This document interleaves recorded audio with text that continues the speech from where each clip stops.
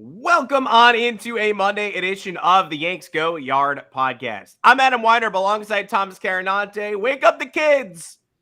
The Yankees are decent now. They're all right. They're pretty okay.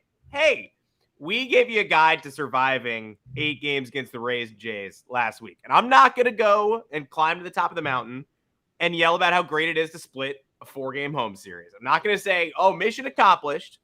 We split a 4-game home series with the Tampa Bay Rays. That said, you can't be leaving this series feeling as negative as you were about it before it started. You can't be leaving this series thinking the Rays are on a different planet than the Yankees, which I think some people would have definitely told you after, the Garrett Cole comeback after Thursday's game. You were definitely going to get some takes that were like, why bother? Why compete? Who cares?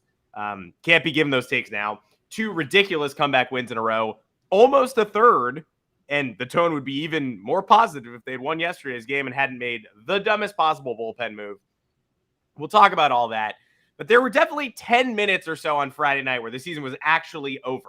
Like, no exaggeration, over when Josh Lowe homered off Michael King until the Rizzo homer. Over. Because you can't blow the 6-0 lead, and then you can't lose an opportunity like that with a late 4-2 lead against this Rays team in the position they're in. But now, this is a Yankees team that was pretty much dead in the water for the month of April. If they were down, they weren't coming back. If they were winning a game, it was 2-1. The offense was not doing anything at all. Now, and I'm not even counting the A's series, over the past 10 games, last 3 series, the A's, they won all 3 of those games, and they bashed bad pitching against major league pitching in Tampa and in New York against the Rays. They've erased a 4-0 deficit in a game they ultimately lost, won a game they trailed 2-0 in the 8th at Tropicana Field, punched back with the Rizzo home run trailing in the 8th inning on Friday night, and erased a 6-0 deficit against Shane McClanahan and Garrett Coldham on Saturday. Are there warts on this team? Absolutely. But that is significant fight being shown in just the last 7 games against the Tampa Bay Rays team that, again, a lot of people wanted to say, well, why even bother with the rest of the season? Like, you're never going to be able to outplay the Rays in a short series. They've certainly outplayed them several home games in a row. And if not for a couple very unfortunate moments, would have taken 3 straight on ridiculous comebacks to end this series. But we can still talk pretty positively about it heading into a road set in Toronto. You can find us on Apple Podcasts, Google Podcasts, Spotify, wherever you get your podcast. Google Podcasts is back. That dude said, Google Podcasts is good. Changed my life. I go, great. Okay, I'll keep saying it. But you can find us live on YouTube Mondays and Thursdays, 2 o'clock Eastern time, twice a week. We'll go live other times if needed. Thomas Carinante, welcome to the show. We'll talk the ins and outs, the lineups, resurgent Anthony Volpe in the 7-hole, and the biggest loser of the weekend. But first, you got a quick promo for our betting friends. Yeah, baby. This is for everybody in New Jersey and Connecticut. We have an awesome limited time promo for DraftKings users. So if you pop on over to DraftKings.com or download the app, you got to deposit some money, place a $5 wager on any sport, and you will get $150 instantly added to your account in bonus bets. Win or lose the bet. So even if you did bet the Yankees yesterday and you were hoping for that massive comeback and it was right there and you have the bettor's heartbreak, comes down to the last inning, Aaron Judge flies out to the warning track, and then you flip the coffee table in the living room, your wife gets all pissed off. You don't even have to do that for this. You lose, you still get all the money. All you have to do is use the code YanksGoYard when you sign up to redeem that. So using that code is also a great way to support the podcast. Helps us out big time. We know you like listening, or some of you at least. We appreciate you guys listening. We appreciate you guys reading. So if you don't have a DraftKings account yet, please do us a solid. Head on over there if you're a first-time user and punch in the code YanksGoYard when you're signing up and place that first bet. It's new customers only, 21 and older, and physically present in New Jersey or Connecticut to redeem this. Please gamble responsibly. I cannot emphasize it enough. If you have a gambling problem and you're in New Jersey, please call 1-800-GAMBLER. If you're in Connecticut, call 888-789-7777. This is valid 1 offer per customer. It's a minimum deposit of $5 and a $5 wager. Rewards issued as non-withdrawable bonus bets, and they expire 7 days after being awarded. Please see full terms at DraftKings.com or in the description below. Please. So how about this? Please. Yes. How about all this? We got a lot of stuff.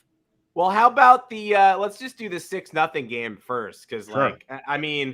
again, Amazing. you go into that Friday night and the Michael King inning happens, the second inning of work, and you're like, all right, well, that's like I can't possibly devote the amount of energy to this game and this season that I wanted to, because if they're gonna do this to me, they're gonna take this one off the table. I don't get that win.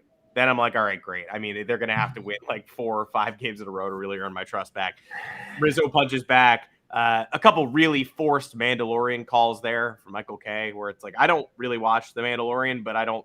He was like, he gets the Mandalorian around the bases. And I was like, I don't think Mandalorian is a verb, but whatever. I'll forgive it in the heat of the moment because that game was ridiculous.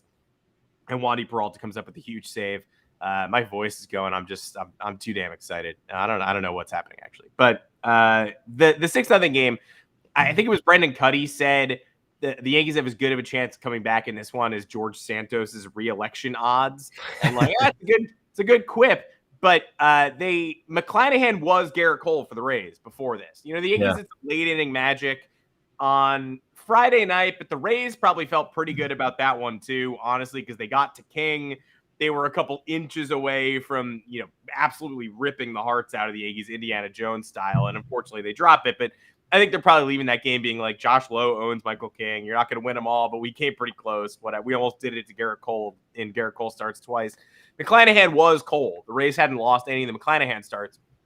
If I told you the Yankees are going to come back and win that game, that Nestor Cortez put him in a 6-0 hole, you're not going to believe me. But if I tell you that not only the Yankees are going to win that game, but they're going to come back with 4 immediate runs on 2 2-run homers and a Rizzo double against McClanahan in the next half inning, that's beyond belief.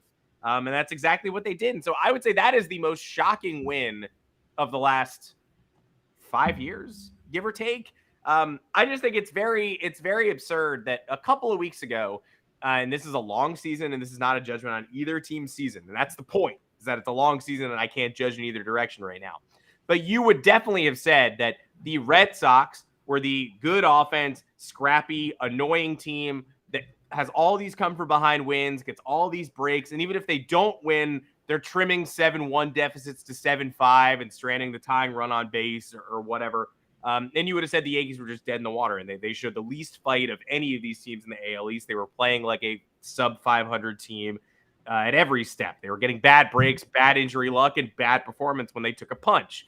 Now, all of a sudden, the Red Sox, 2 of the worst blown saves you'll ever see over the weekend against the last place St. Louis Cardinals. And the third game of that series, they go down early. They're down 4-1. They're down 6-1. They're down 9-1. They don't fight at all. And the Yankees, in the third game in a row in which they show massive fight, come within a couple inches of an Aaron Judge game-tying home run with 2 outs at the bottom of the ninth yesterday, and fell down 3-0 early with Clark Schmidt on the mound, took a 4-3 lead. Albert Abreu comes in. We'll talk about him. They go down 8-4, and it's like, well, now it's over. No, it's still not over. They look like a completely different transformed unit with Judge and with an alive, upgraded version of Anthony Volpe, and with Harrison Bader, and with Anthony Rizzo on a heater, and with Jake Bauers, kind of. They look like an entirely different offense to me. And I was stunned by that game on Saturday. And not just in an, oh, I thought my team was going to lose and they won way. Like, genuinely stunned. Yes, Friday and Saturday turned everything around, because if you want to rewind back to Thursday, you have another great outing from Domingo Germán, spoiled by the offense being unable to figure out Drew Rasmussen at all. And now he's probably going to be out for the season. That matters too. That matters too. The Rays are running away with the East. And again, all the Yankees do is tread water in the standings, but they lose another ace to the 60-day in this series. Just saying. I mean, everyone who was sitting here 3 days, before the series started saying, I don't know how the Yankees are going to make up 10 games on May 12th. It's pretty simple. The Rays are not going to win at an 80% clip. You have injury problems. The Yankees are dealing with the worst of that right now. The Rays, not really. Jeffrey Springs, I understand, was a big loss, but the Rays kind of print pitchers like that. Drew Rasmussen, you can't lose 2 of those guys, and that's what happened. So they're going to really need Tyler Glass now to come back and pitch like the ace that they believed him to be, but he also hasn't pitched in a really long time, so I don't know if you can rely on that. Nonetheless, you have that great outing from Domingo Germán, completely spoiled by the offense, the Anthony Rizzo error, and then Aaron Boone once again doing this. Why are we bringing in relievers with 2 outs in an inning when there's no imminent threat, and if it's any time before the 8th. I'm so sick of seeing it. He brings in Ron Marinaccio, and I'm not saying that Marinaccio wasn't equipped to do that, but Domingo Germán walked Taylor Walls. That is not and he was at 87 pitches. That is not a time to remove somebody. Why are you going to burn your bullpen when you're already down 1-0 and your offense is not doing anything? There is no sense in if you're not taking out Domingo Germán there, you're not waving the white flag. There's still an opportunity for him to get an out. It's not who was coming up at that point. And then they go down 4-0. Yeah, it was Josh and then Lowe. It's like, yeah. They go down 4-0, and then all of a sudden the mentality switches on a dime, and it's like, all right, it's Ryan Weber time now. It's like, okay. Yeah, at that point you knew it was over, and it was like, okay, well, use your starter for as long as you can before you go to a valuable bullpen arm. So then that's why that's what makes Friday and Saturday so incredible, because they were completely dead on Thursday. The vibes were awful, and it looked like they were starting off the series on the worst possible foot, as we talked about how they needed to realistically go 3-5 to survive this stretch and stay afloat. We said on the Thursday afternoon episode that a split was a necessity, and that was probably the likely outcome. I agree. I don't think you can necessarily be mad with yesterday's outcome, given that you saw this team fight in the ultimate way by coming back in that game against Shane McClanahan, who's been one of the best pitchers in the league, and has been the Yankees have been unable to figure him out. So it's good that this lineup is starting to come into form. Jake Bauers is clearly an asset. I like moving Anthony Volpe down. I think it takes a little bit of pressure off him in the lineup. And he's able to kind of just relax a little bit more. There's a lot of pressure as a rookie batting leadoff and playing shortstop.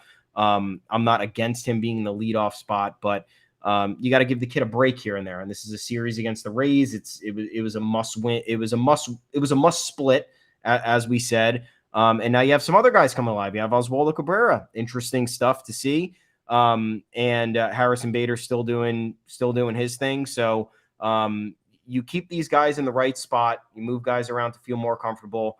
And I think the result is going to be what everybody wants to see: a more relaxed team, not afraid of a 4-6-0 deficit. And we saw that they're not going to be the 2021 versions of themselves. I think we can maybe put that narrative to rest after we got mad a week and a half ago.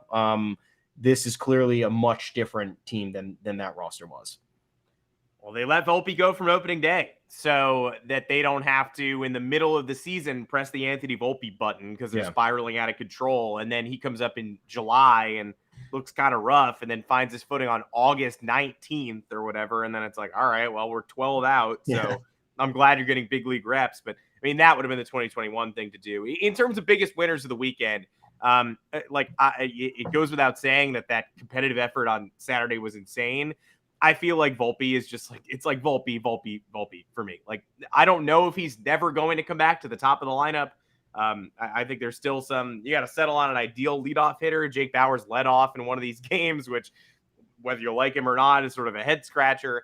But Volpe in this series, it was the Rays last week that kind of set him on an offensive tailspin that had people questioning, is there this in-season regression, or is facing the Rays staff just this all-new challenge that he hasn't really gone through yet, because he's getting accustomed to the big league level. And then it's like, all right, well, here's, mega pitchers that they're 28-7 or whatever. Best of luck. We all know the Rays print pitching over and over again. Well, in this series, he went 2 for 4, 1 for 4, 2 for 3. So 5 for 11 in the set, 2 homers, 2 stolen bags, manufactured a run himself, struck out 5 times. Basically, the only outs he recorded were strikeouts, but he totally works in that 7 spot. Yeah. It's really cool. I think that it also, it helps the lineup too, because we've had the team has had so much trouble with the back half of the lineup because of all the injuries.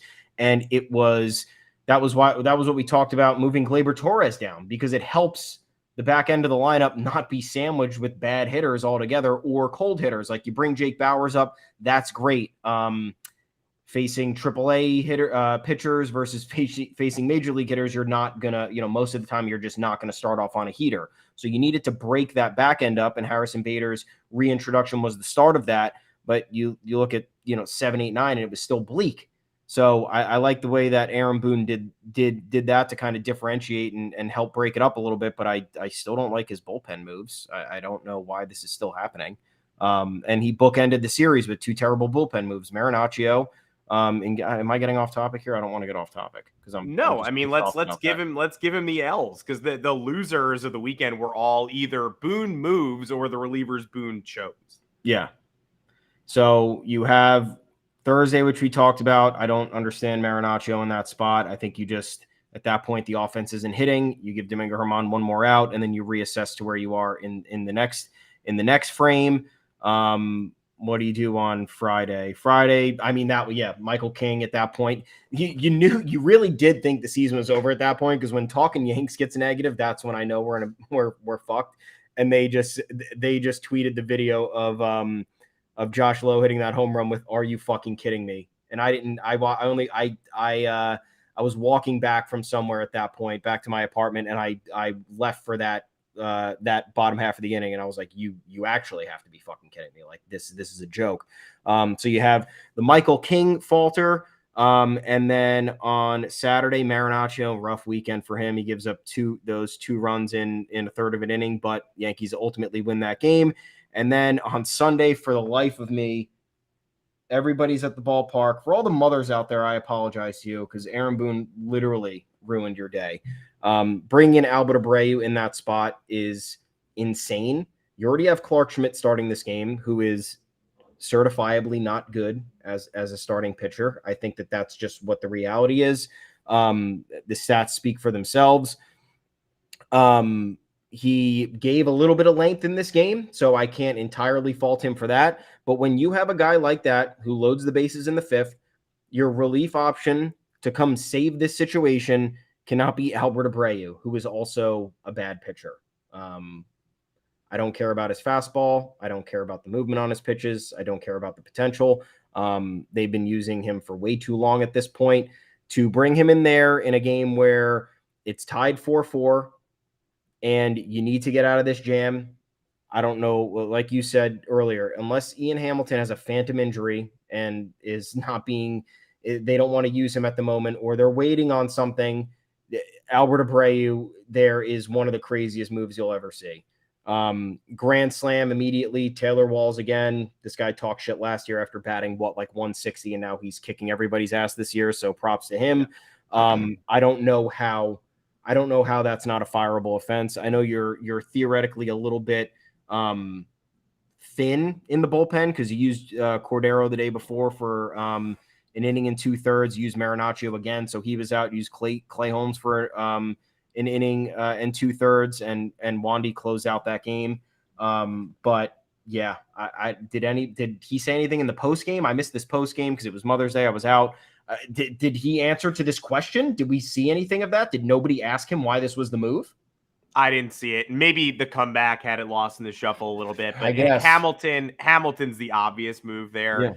Or Cordero, who ends up starting tonight. So maybe not. Maybe that's why not. But Albert Abreu, 20 innings, 18 hits. This is laid out by Yankee Source. 20 innings, 18 hits, 13 runs, 11 earned, 3 bombs, 15 walks, 21 Ks. It's obvious. It's obvious to everybody that he does not need a spot on this team. They got rid of him last year. They traded him for Jose Trevino, reaped the rewards because he was not good in Texas. Then he was DFA'd and was not good in Kansas City. And then they smelled their own farts because they're the Yankees, and like they messed around with they tried to copy the Rays in the 2020 playoffs. Let's get cute. They love to get cute. They love to win like off-field battles. They love to be like, wow, we gave up Albert Abreu, we won that trade, then we brought him back, and now he's sick for us. Well, unfortunately, there's just nothing there. We've seen it for a year now, and we saw it for several years prior to that before he was DFA'd.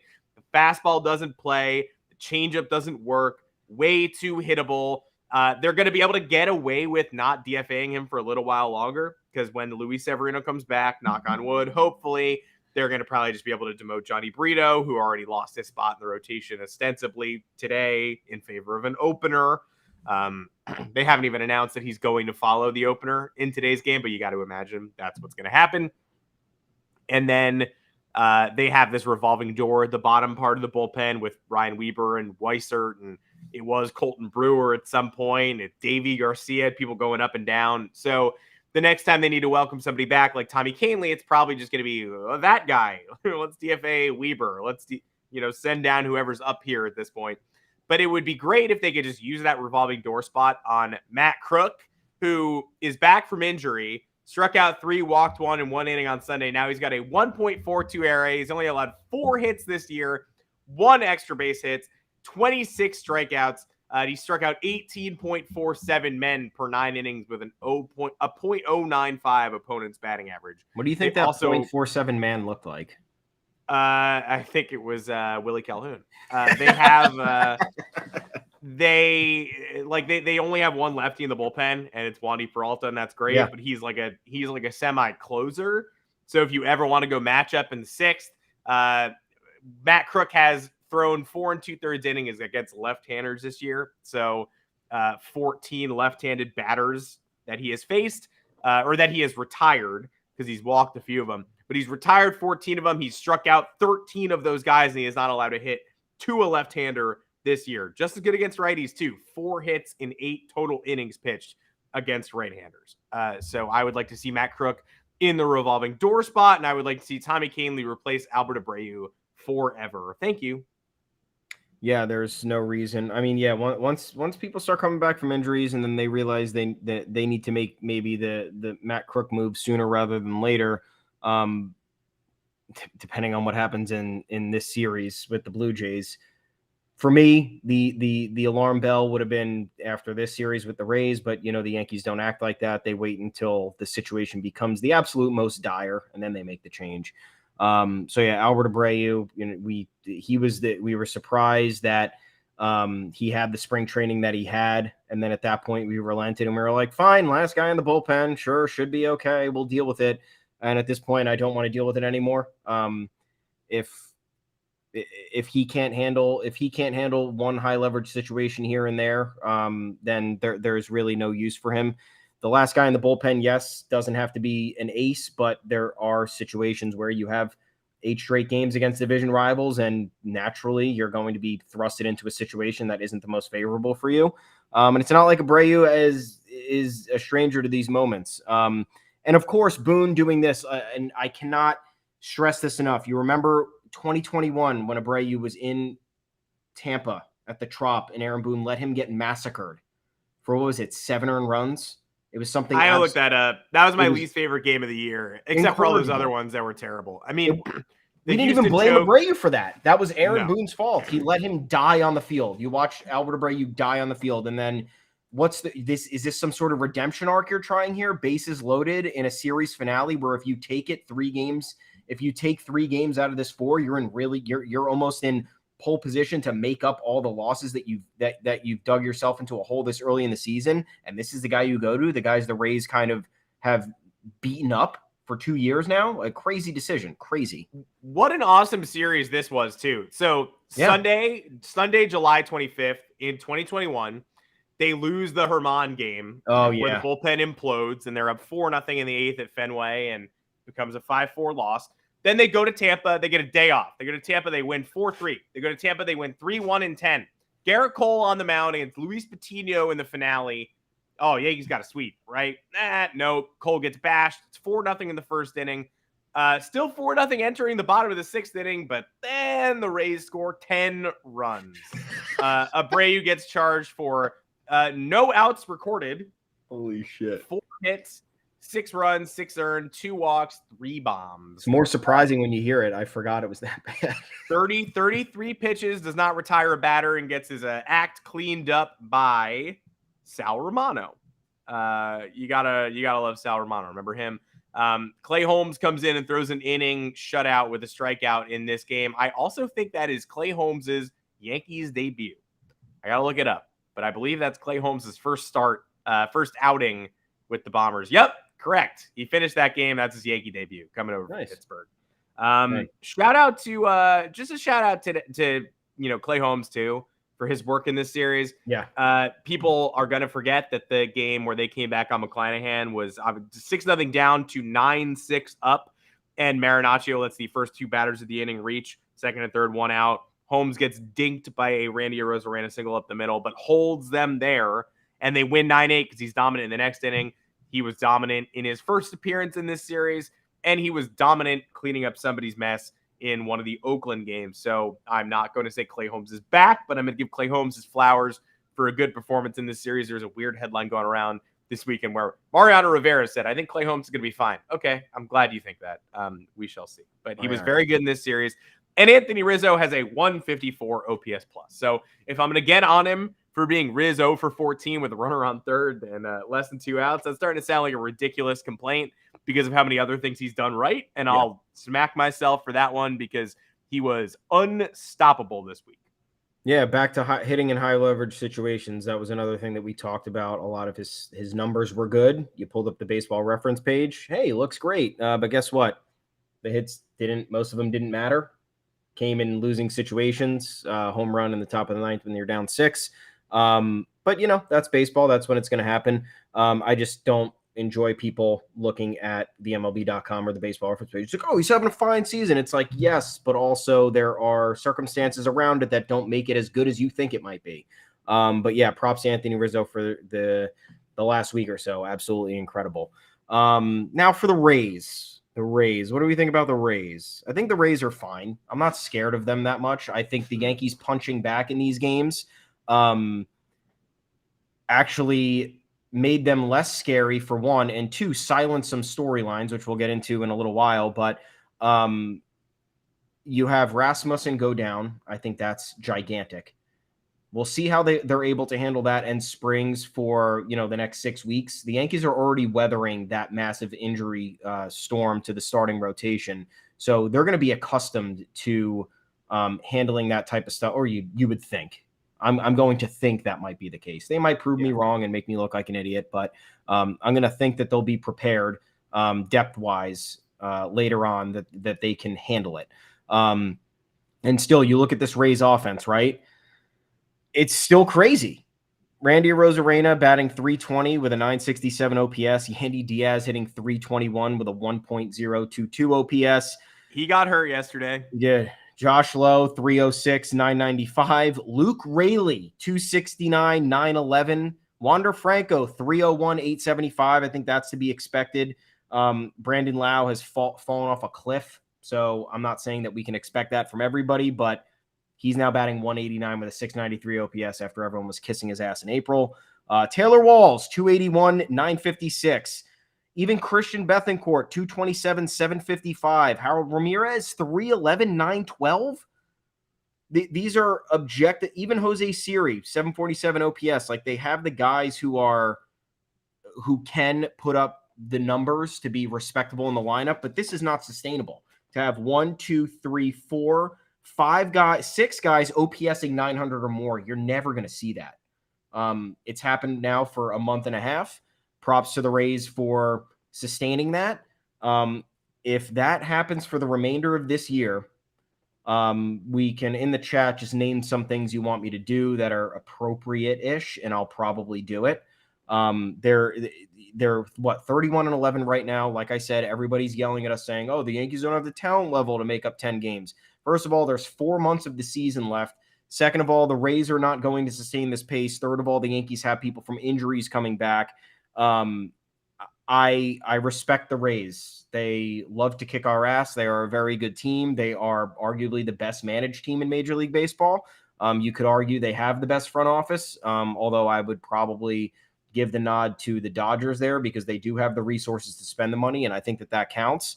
But no longer scared, really, after how the Yankees handled themselves in Tampa with a really decimated lineup, and then how they followed it up at home with Aaron Boone working against them once again. So I like the Rays, like, as a baseball team. I think they're a good baseball team, but no way that they're going to be the boogeymen this year for another 4 months.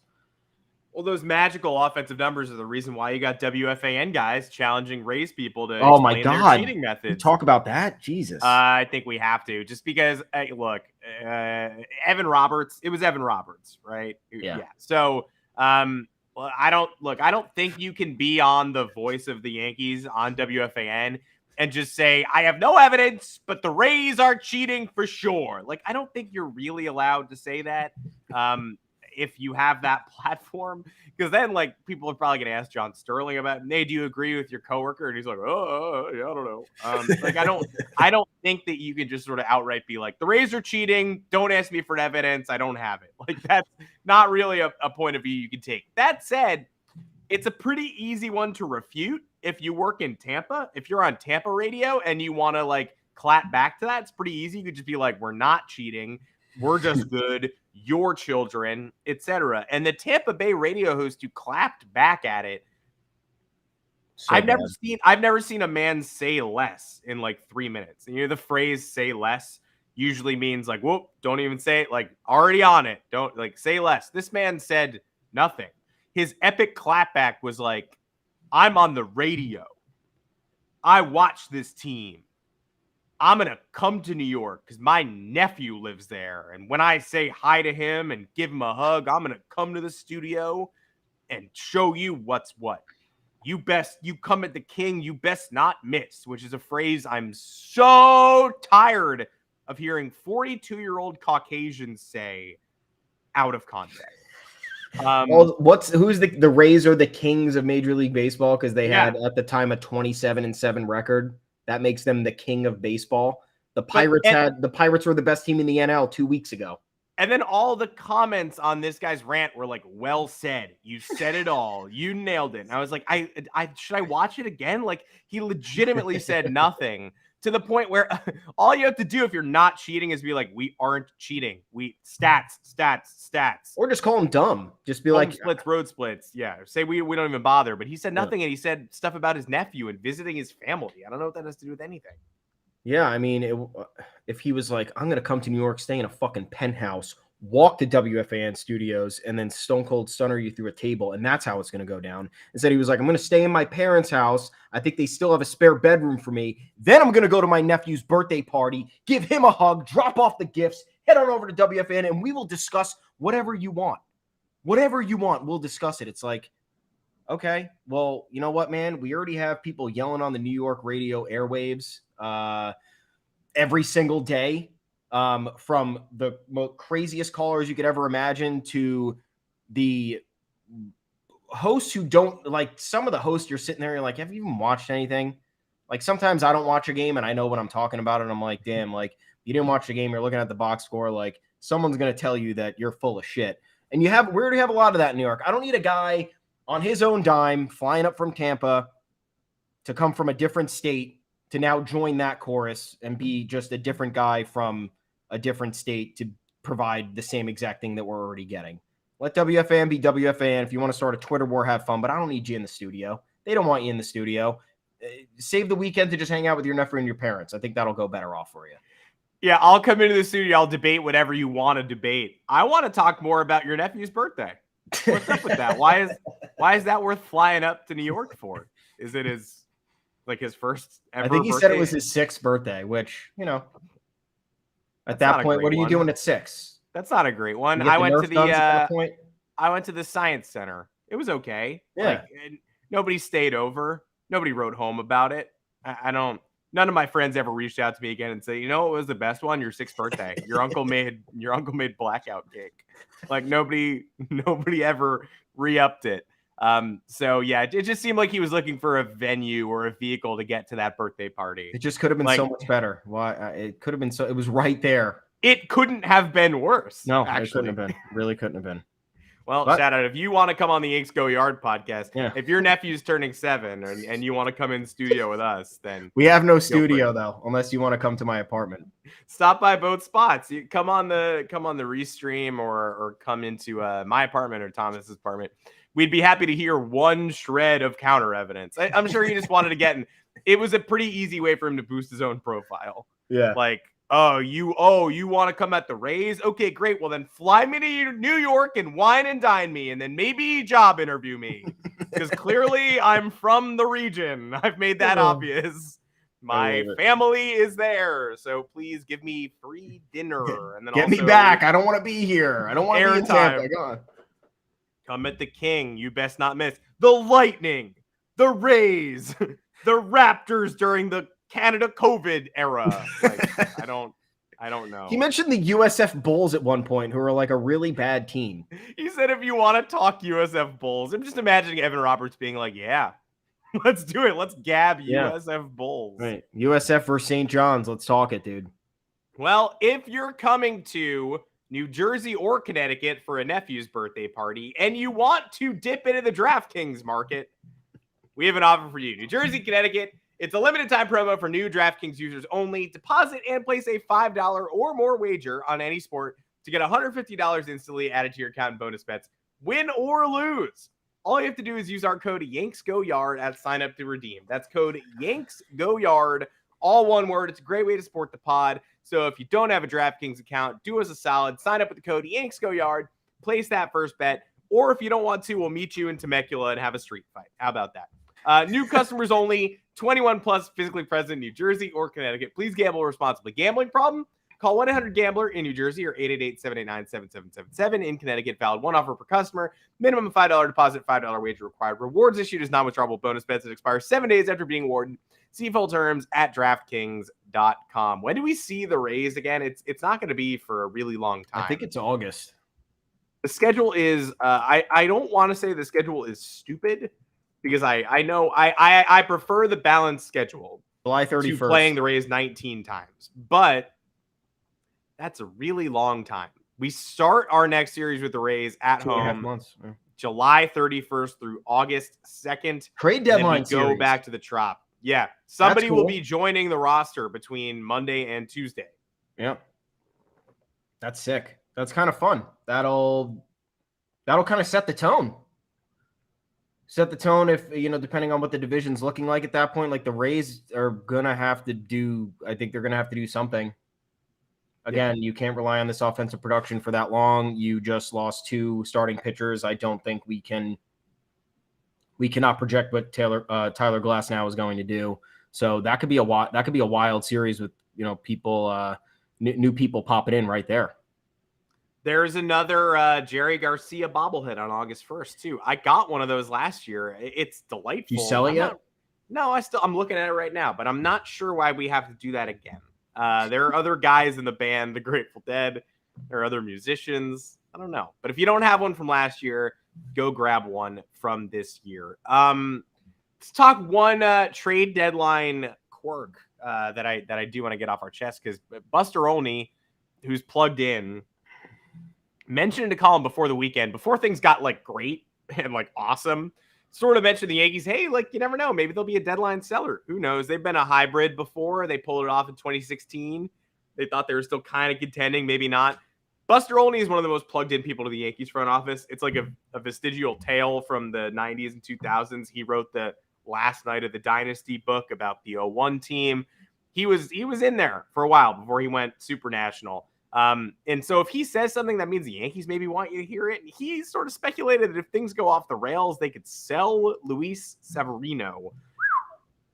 Now, last year, things were not off the rails, and they entertained selling Gleyber Torres and did trade Jordan Montgomery. And then went off the rails. Even if things get bad, and then they were off the rails for like a month and a half.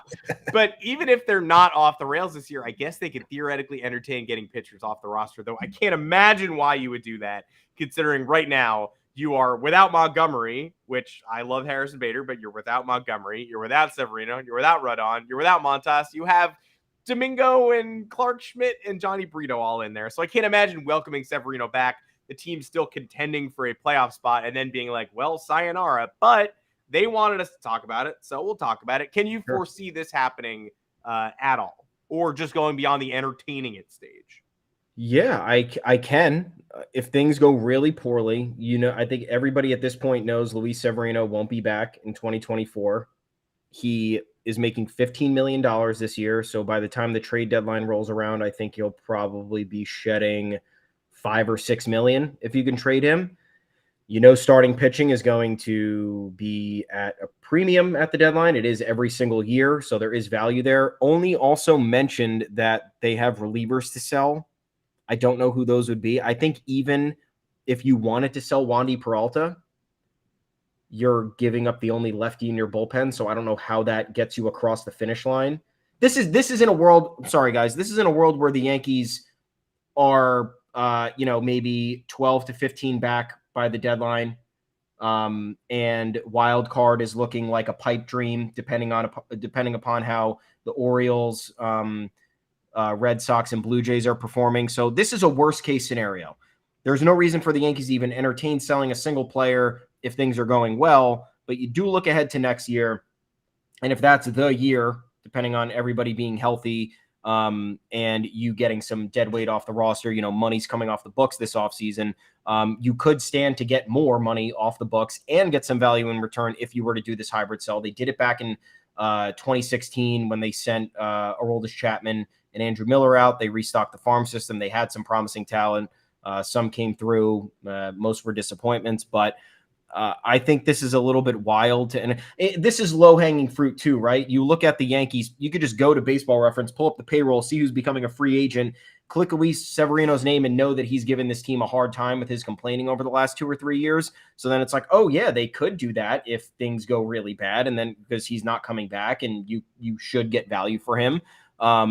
So it's possible if things continue to take a turn for the worse. But right now things are better and people are on the mend. So I don't think we're going to reach this point. It's something to keep in the back of your mind as we get closer to the deadline. But the Yankees are probably going to be buyers. And again, I don't know what they're going to be able to buy. So maybe a hybrid. Maybe we're looking at another situation where it is a Montgomery for Bader swap because the Yankees don't have too many minor league assets. Maybe at that point they're like, all right, we're happy with the rotation-ish. We're willing to get rid of Severino because we don't think he's going to be able to get us.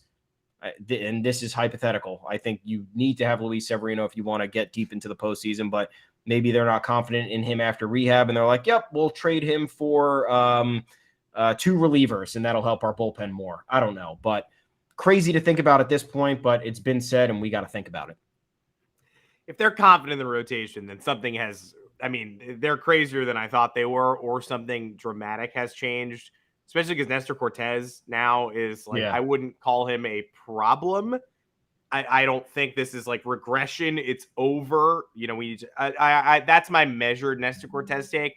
Obviously, it's wild that his first 4 innings, he's basically untouchable and the pitcher that we've known him to be. And then in the 5th inning or later, it's like a 16.5 ERA, especially because the damage came in the 1st inning against Texas. So that means even in the other starts, he's been even better than like a guy with a 1.6 ERA in the first 4. Something's off with him. There's a reason Aaron Boone was yelling at him in the dugout the other day after his kind of rough ending to the start against Oakland. Hey, Nesty. It looked like he was saying, definitely saying Nesty, but it looked like he was saying to me, like, just trying to get him to confess, see if something was still bothering him. Because, he missed a start. He got pushed back with the strep throat. Maybe it was something worse than that. If he recovers, great. I think I'm seeing a lot of it's over. Oh, it's over. He was a fluke. Like everybody rushes to say he was a fluke when he put up basically 2 full seasons of great performances before this. So it's much more likely that there's something off with him rather than he just was never good. That said, you can't look at him as a top of the rotation lock in your future plans. Really, I think the best version of this team has a great Nestor Cortez as their 4th starter. And you know what? That's great. And if the worst case scenario happens and he just has given us the best that he's going to give us, also great. He went to the All-Star game. He was their 2nd best pitcher in 2022 and they won 99 games. Like big win, rare big win for the Yankees rotation scouting department that somehow managed to trade away a million guys, a million prospects who are all terrible and all on the Oakland A's. And Hayden Wesneski has numbers that are just as bad as Clark Schmidt now, but they didn't trade those people for anything of value either. And Frankie Montas is not here and was bad. And Rodon hasn't pitched. It's like everybody going in every direction has been wildly disappointing.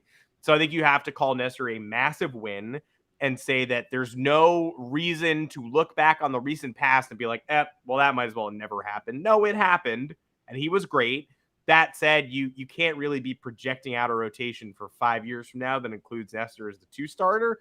And you also can't be saying, well, he's going to be my 3 or my 2 in a playoff series. I think you want him starting game 4, and I think you want to have the quick hook on him, and I think that's okay. The best version of this team probably has him in game 4 like El Duque, who, by the way, ended up saving and turning around a bunch of playoff runs in his day.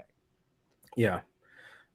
Nestor's 12 of his 20 earned runs or runs surrendered have come in the 5th inning or later, and 5 of the 6 home runs he surrendered as well. Don't know what's going on. We saw the velocity issues. He's surrendering more hard contact than he probably ever has in the last 2 years, because before 2021 he was not good. He was actually, he was getting bounced around because he was quite bad. So yeah, at this point, I think, we talked last episode or 2 episodes ago about, there was a reason the Yankees signed Carlos Rodon. They like Nestor Cortez. They were not banking on him being a number 2 starter. I think that was the smart move. And that's nothing against him. He came from the depths and was nothing, and then emerged as a very important piece for this rotation.